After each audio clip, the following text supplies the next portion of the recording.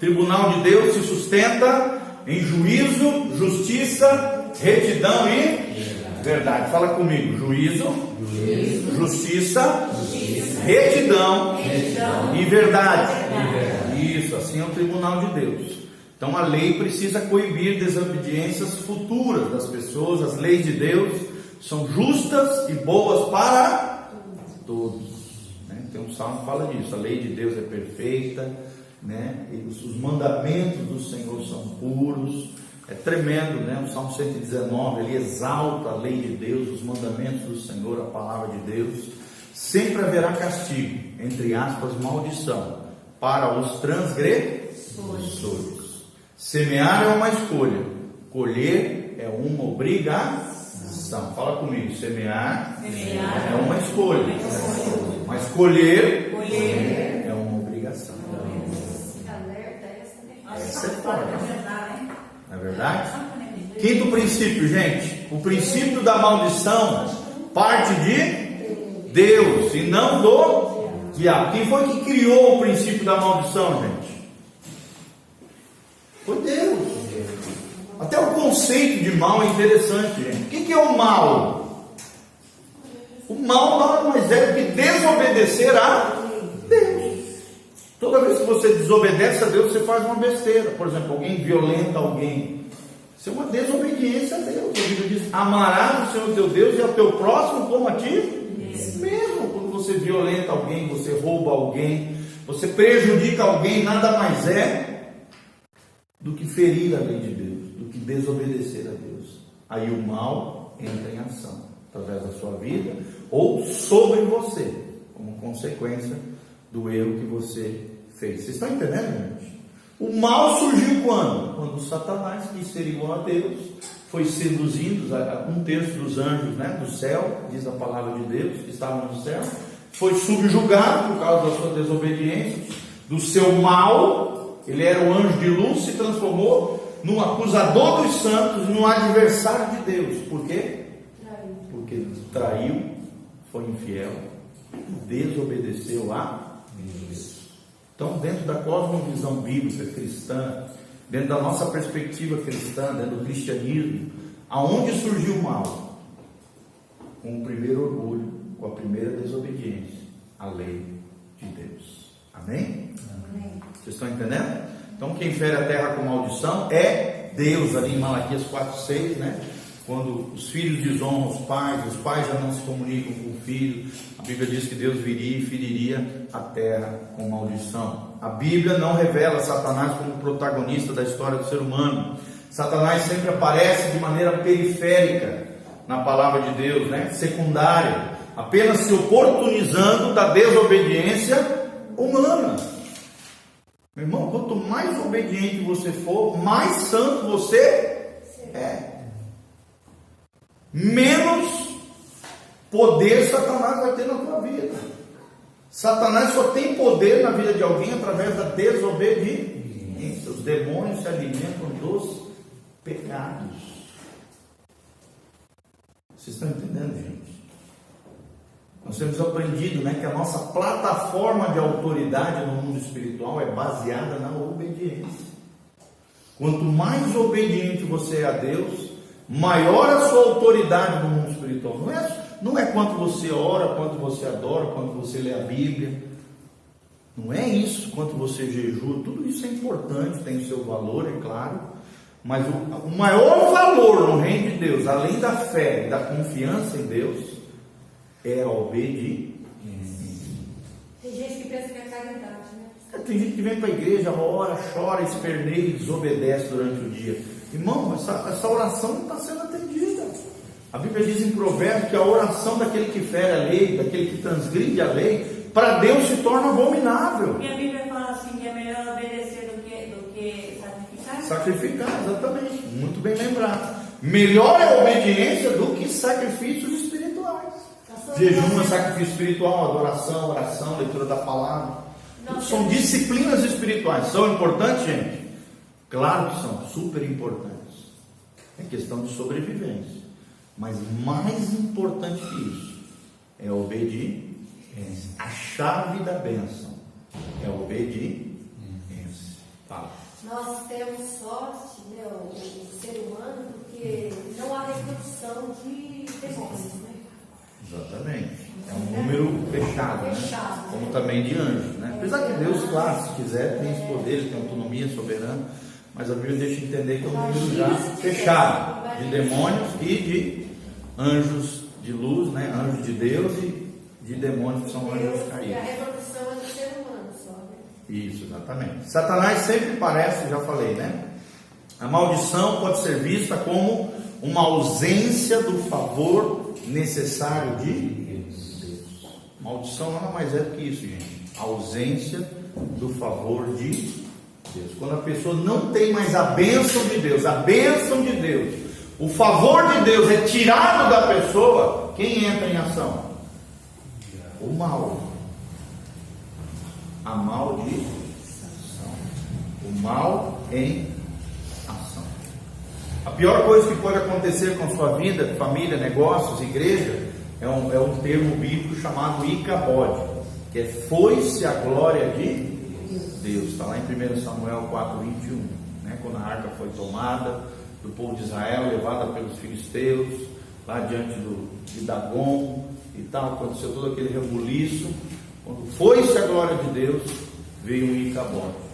E, gente, tem muita gente vivendo um Icabode.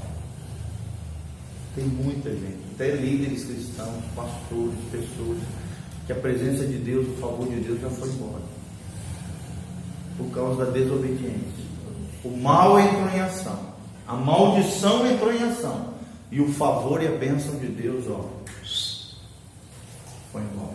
Pastor, eles não têm condição de trazer de volta? Enquanto a vida, há esperança, tá? Morreu já era, está selado o destino eterno, mas enquanto estão em vida, sim, se arrependerem, consertarem, né? Fazerem aqueles princípios da crucificação de Cristo, humildade, quebrantamento, conserto, reconciliação, né? Confissão, arrependimento, tem esperança, é claro. Onde há vida, há esperança. Até o último fôlego de vida, há esperança para o ser humano. Pastor, uma vez o pastor Valtteri passou aquele beijo-a-boca na frente lá, aquele programa da filmagem da igreja revisando a poxa, né? O que está acontecendo no ser humano, a geração, passou aquele. Eu não me lembro disso aí. Talvez eu não estava no estudo. Então, você na frente lá. Isso. Mas vamos lá aqui. Eu não me lembro desse episódio, acho que eu não estava. O objetivo primordial na libertação e na intercessão não é a remoção do inimigo, gente, mas sim a volta da glória e a restauração do favor de... Por quê? Quando a luz volta, quando a glória de Deus volta, quando a presença do Espírito Santo volta, o que acontece com as trevas, gente? Quando a luz brilha, o que acontece com as trevas? Ela está assim. Vai embora. O diabo sai sozinho. Né? Igual aquele episódio que eu estou ministrando lá sobre quebrando as estruturas de orgulho, né? Jesus foi tratando com aquela mulher cirofenícia, com as estruturas de orgulho dela, né? Da cultura helênica, se achar melhor do que os outros e tal. Deus foi quebrando a estrutura de orgulho dela. No final, o demônio da filha saiu sozinho. Jesus nem precisou mandar o demônio sair. Jesus só liberou uma palavra: vai que a tua filha está liberta. Porque ela foi se quebrantando, ela foi, né, sendo tratada ali por Jesus, um processo de quebrantamento, de humildade, de reconhecimento da messianidade de Jesus, de quem era Jesus. O demônio da filha foi embora sozinho. Ok? Quando a glória se vai, os demônios se achegam. O contrário também é verdadeiro, né? Quando a glória de Deus vai embora, quem é que entra? O mal, os demônios. Então, vamos lá para o sexto princípio, gente, para ver se a gente termina hoje essa parte de maldição. A essência da maldição reside na desconexão também geracional. A maldição se instala através de infortúnios e perseguições espirituais, possibilitando que o insucesso dos pais muitas vezes se repita na realidade dos filhos. Vocês entenderam aqui, gente? Então, sim, muitas vezes, né? Às vezes você vê dentro de uma família o bisavô era alcoólatra, o avô era alcoólatra, o pai era alcoólatra, o filho foi pego pelo mesmo demônio que perseguiu a linhagem através das gerações. Às vezes tem, né, famílias que todas elas, o bisavô, o avô, o pai, o tio, a tia, os primos, todas as famílias começaram a se desintegrar, se separar, se divorciar, se acabar, se esfacelar. Ou então, bisavô, o avô, o pai sofreram quebradeiras, bancarrota, miséria terrível, tinham muito, de repente perderam tudo. Isso aí é um sintoma de maldição que se perpetua através das gerações. Suicídio, né? Sim, suicídio também, muito bem lembrado, é muito comum isso, né? Às vezes cadeias de suicídio ao longo das gerações.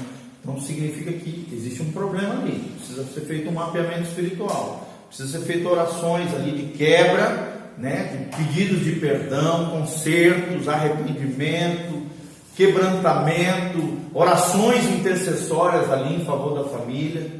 Precisa haver conserto, porque os demônios estão perseguindo espiritualmente as gerações, ok? Claro que os demônios só têm legalidade mediante o quê? O pecado, o erro, a quebra da lei. Se em você obedece, né? Você está na bênção do Senhor, na glória de Deus, na graça de Deus, na unção de Deus, e você obedece, não repete os erros e as falhas dos pais, dos avós, dos antepassados, a partir de você, uma nova geração é abençoada.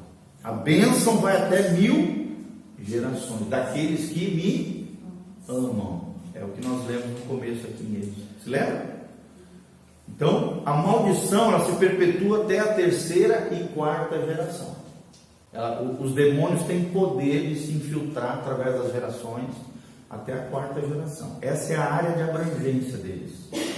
Mas a bênção de Deus, através da obediência daqueles que amam a Deus, quer dizer, a gente ama a Deus como? Obedecendo a lei de Deus, os princípios do reino de Deus, aquilo que Jesus ensina, aquilo que a Bíblia diz. Aí a maldição é banida, a glória de Deus desce e a bênção e o favor de Deus retornam na vida da pessoa. Vocês estão entendendo? Está ficando bem claro? Ok? Qualquer dúvida, pergunta aí. Quando a injustiça, o abuso, né, a imoralidade dos pais é correspondido com rebeldia e desonra, também acontece isso, uma desconexão geracional. E a maldição vai se residindo, vai se perpetuando ao longo das gerações. Todo mundo está entendendo aqui? Brecha das gerações, né? Eu estou falando isso na quinta-feira, ministrei sobre o ciclo da ferida. Quem não veio, venha, né? A gente vai dar uma recapitulada, que já falamos rapidamente, e vamos entrar no final dessa palavra, o ciclo da ferida. Como, através de 4 gerações, a maldição se perpetua. É bem interessante. Nós vamos falar quinta-feira sobre isso, ok? www.btonline.com.br. Se você não estiver aqui, você pode assistir pela internet. Quarta-feira, então, vamos pegar esse. Quarta-feira eu vou terminar também. Faltou acho que um ponto na quarta-feira. Não tá dando pra assistir Ninguém mais. assiste mais nada aqui da igreja. Sumiu tudo lá. Tá, não, é que a gente está fazendo uma mudança, a gente vai transferir tudo para o YouTube. Tá? A gente está fazendo umas modificações. Queria assistir do outro passado. Não, mas a gente fez uns testes hoje e vai funcionar, tá? Vai ser direto no YouTube agora. Tá bom? Já vai ficar tudo postado no Não YouTube. conseguiram ver nada. Não, tava com problema. Mas vai ficar assim. Tá? Não, você vai entrar no site da igreja, assista culto online. Puf, daí vai entrar no YouTube, vai estar rolando ali o culto. E depois já fica ali guardado o culto para você mandar para outras pessoas, compartilhar. Tá?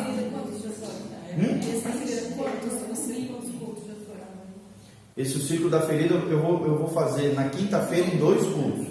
Mas na quarta-feira eu fiz um pouco mais amplo, já foi acho que uns 5 cultos. Fui fazendo mais lento assim, né? Só que na quinta eu fiz mais rápido, para ficar menor. Tá? Então na próxima quinta, se Deus quiser, eu já termino. Se Deus quiser, tá, gente? Vou tentar. Eu acho que eu vou conseguir, tá bom? Vamos lá então, essa quebra de relacionamento entre pais e filhos, né? Mães e filhos, distorce a identidade dos filhos. Sim ou não, gente? A falha dos pais afeta os filhos, gente? Como afeta, né? Danifica a capacidade emocional de estabelecer relacionamentos sadios, saudáveis. Afeta sim o futuro dos filhos. E muitas vezes acaba, né, através do erro dos pais e também, continuando com os filhos, acaba demonizando, endemoniza a herança de posteridade, fazendo com que os filhos acabam, né, voltando, realizando, os filhos incorram nos mesmos erros dos pais. Vocês estão entendendo? Às vezes o pai é muito irado, né? Ele gera no filho um filho rebelde. A rebeldia no coração do filho vai fazer com que ele se transforme também num pai futuramente irado, repetindo o ciclo com os filhos dele lá também. Você está me entendendo? Porque ele não se arrependeu, deixou a raiz de amargura ali tomar conta do coração, a rebeldia e tal. Tudo aquilo que ele achava de horrível no pai, ele acaba repetindo através dos erros e falhas dele mesmo. E aí a maldição vai se perpetuando ao longo das gerações. Como é que é quebrado isso, gente? Através do perdão, através do conserto, através de um caráter forjado e transformado pelo poder de Deus. Ok? Então, apenas reconciliando os corações, aqui nós estamos falando dos corações dos pais aos filhos e dos filhos aos pais, é que as maldições começam a ser aplacadas, destruídas, detonadas em nome de Jesus. Amém? Amém. Então, o nome de Jesus também não deve ser usado como um amuleto. Não adianta nada eu invocar o nome de Jesus vivendo a vida toda errada. O nome de Jesus tem poder, gente? Com aqueles que estão desalinhados com o céu? Não. O nome de Jesus só tem poder quando a tua vida é coerente com os ensinamentos de Jesus de Nazaré. Vocês estão entendendo, gente? É igual, eu tô lendo um livro, né? Que Ele não é um amuleto, ele não é uma palavra mágica. ele só, as coisas de Deus, né? Fala no livro, né? Só surge efeito para aqueles que obedecem. Só a única palavra que tem lá é obedecer. É isso Não tem mesmo. nem muita fé, é só a palavra que tem que obedecer. Exatamente. É fé e obediência, tá? São duas coisas que caminham lado a lado. É como um passarinho com duas asas. Não adianta ter fé sem obediência, não adianta ter obediência sem fé. Não adianta também São duas coisas que caminham lado a lado. ler teu conhecimento e não ter. Vamos botar em prática, Botar em né? prática. É o que nós estamos falando até agora, tá? Então agora nós vamos falar sobre dois conceitos importantes, gente. Já é um outro tema, tá? Acabamos ali a parte sobre maldição, ok? Vou pausar aqui.